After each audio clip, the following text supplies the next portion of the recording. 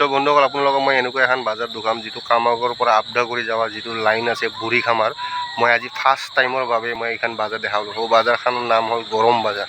বলক মই আপোনালোকক অলপমান জাষ্ট ভিডিঅ'টো দেখাওঁ। বন্ধুসকল বাজাৰখন মই আহি পালোঁ। ইয়াত মানে কি বিভিন্ন ধৰণৰ বস্তু পোৱা যায়। গৰম বাজাৰ ফাৰ্ষ্ট টাইমৰ বাবে ইয়াত আমি আগতে আহিব ভয় কৰিছিলোঁ এইটো ৰাস্তাইদি। তো আজি পৰিৱেশ কেনেকুৱা হ'ল চাওক, কেনেকুৱা উন্নতি হৈছে।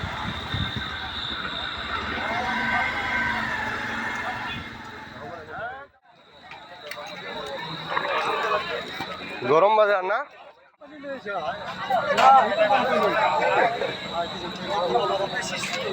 এখানে বলে গৰম বাজাৰ সবজিৰ